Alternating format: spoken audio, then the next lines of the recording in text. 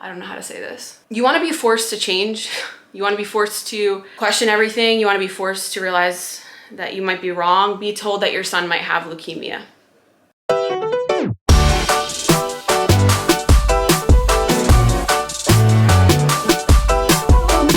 This is where I wanna be, nah, nah, nah. Never ever gonna leave, nah, nah, nah. You ain't gonna get it from me. I'm like, nah, nah, nah, nah, nah, nah, nah, nah. That is what the doctors told me when they saw that he still had jaundice, that his body was not processing correctly. Obviously something with his liver wasn't right, so they immediately were assuming it was leukemia. Yes, someone told me this 4 days before my son's first Christmas. The time in between Christmas and New Year's is when we had to bring him to a specialist in Charleston. I don't think I slept for like 4 days. Obviously, I was very, very upset. And we get to the specialist, which it was the cancer unit at MUSC. And if any of you guys are familiar with this, it was for kids. And as I'm walking down the hallway with my first son, I'm looking into all of the rooms, and there's moms and dads there, and there's kids with no hair, and you can see that they have like the chemo patches on and they're getting like a treatment, whatever it may be. This was probably one of the hardest moments of my life, I will say. As I'm walking in there, I'm praying to God, and thankfully he was in my life at this time. Thank God, I wouldn't have been able to get through this. We get there and they run all these tests on this little like chicken that like they almost gave him failure to thrive as a diagnosis because he was so tiny. So we get all these tests done and they say to me that he does not have leukemia. When I tell you I got on my knees and cried hysterically and thanked God, like that is what happened. So we pack back up and we go home with zero answers.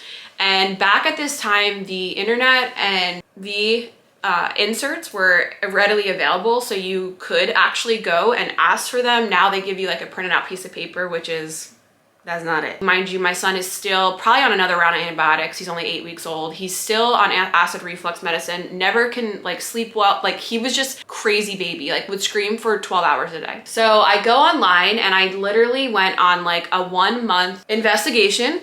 I became a journalist and I started connecting all the dots. The dots of, man, that time that he like started screaming his head off and his behavior changed and he stopped gaining weight was like right after that well visit. I stopped breastfeeding, which is the stupidest thing I could have ever done, but that's because they told me he had breast milk induced jaundice, by the way.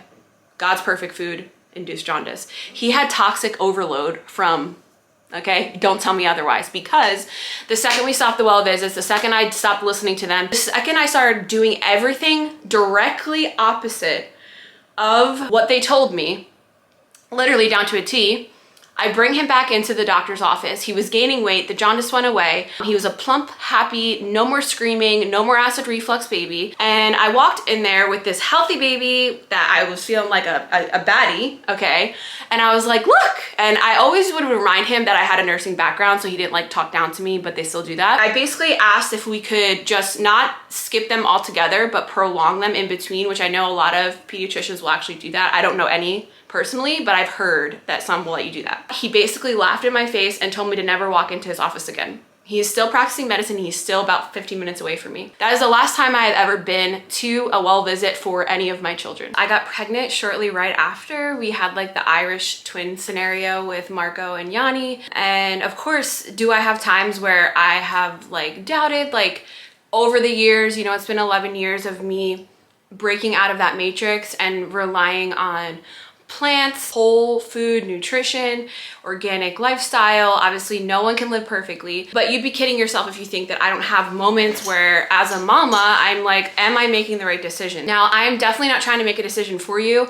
I just feel like it has to be told, and I wanted a place where I could just shoot this off to people so you could just watch it and hear the story. Again, for those of you that are more of a visual person. The craziest thing about my two sons being born so close in age is that I basically have my two, this sounds terrible, but my two lab rats. So here I had my first son who had all these issues, antibiotics, acid reflux, eczema, breast milk induced jaundice. Literally a year later, I have Marco, plump, fat, round. Obviously, God makes all babies different. But besides that, kid's never been on antibiotics. He didn't have acid reflux.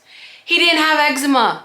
He didn't have breast milk induced jaundice. Do not tell me that there's not a connection. Don't tell me that. I will not be gaslighted. Unfortunately, my second son was a cesarean section, all by design. They induced me. I don't recommend that. Everything I've been through, every cesarean section, every hospital birth has only empowered me more to educate and teach you guys that there's a better way, that there is a way that is, I believe, God's way. It's the most natural way. And again, we might have differing opinions on things, and that's okay. That is the beauty of supposedly freedom in America. If I can save one mother from going through what I went through, then every single thing that I have been through with my sons was worth it.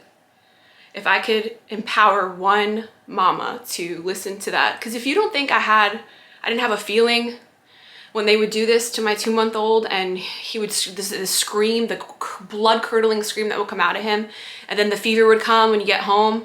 By God's grace, I was able to reverse every single thing that happened to him. I mean, there's still lingering things, you know?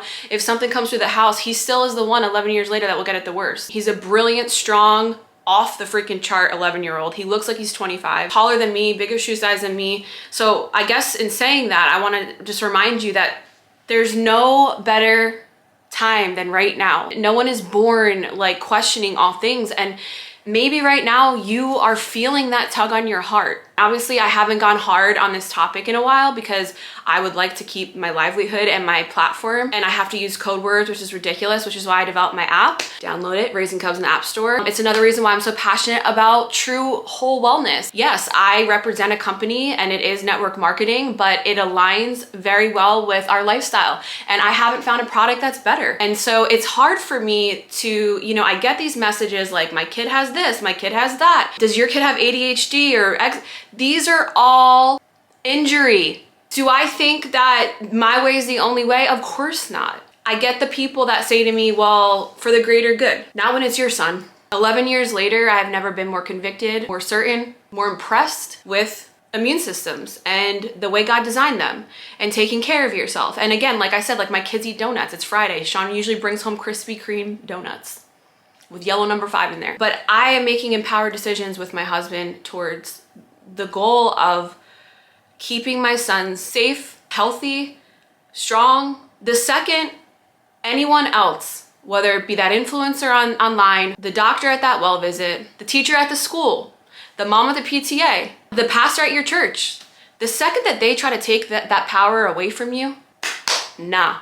We have to get back to our roots. We have to get back to trusting our God-given instincts. The first time I broke a fever without freaking Tylenol, I felt like a G. I was like, yo, wow. Of course, if I have no problem with intervention, I'm against the abuse of it. I'm against people in power making parents think that they have no power. It's bullshit. We are a force to be reckoned with.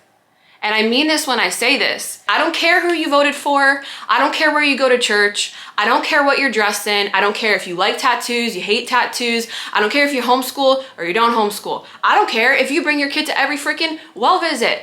I want us as mothers and as a community to stop mom shaming, stop tearing people down. Like, imagine all of us mamas, regardless of race, regardless of what mainstream wants you to think about black and white and gay and all that, like, imagine us locking arms and being like, enough is enough. No more big pharma, no more. You're not gonna take aborted fetal tissue and into my children, no more. Why do you think there are allergies to food and all this stuff out there? Well, what do you think happens when you put that into a child? Let me ask you this. America supposedly as a society, now I'm going on a tangent, is supposed to be the healthiest we've ever been. We have the cleanest water. We're so sophisticated. Then why is there triple the amount of these on the schedule? My husband has a Bible verse tattooed on his forearm, and I'm not gonna remember the exact Bible verse, like the number, but I know it's Hosea.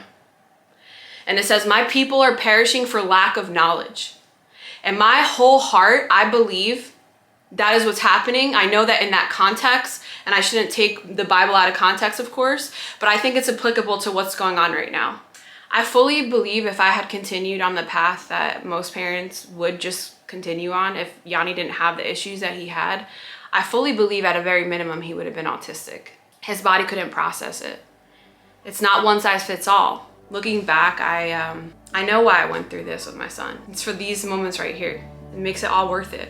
If I do anything besides raise God-fearing men, and I hope that I can empower you and awaken the inner mama lioness inside of you. That is the core value of the Real Raising Cubs. I want to empower you today to trust your intuition.